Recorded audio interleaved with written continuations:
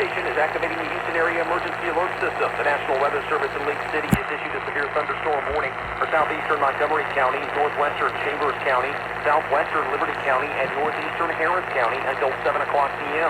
At 6:22 p.m., severe thunderstorms were located along a line extending from 6 miles southeast of Roman Forest to near Crosby to near Cashmere Gardens, moving east at 25 miles per hour. Possible hazards of these storms include 60-mile-per-hour wind gusts and quarter-size hail.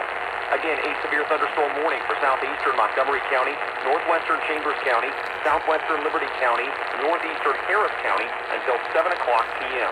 This concludes activation of the Houston Area Emergency Alert System.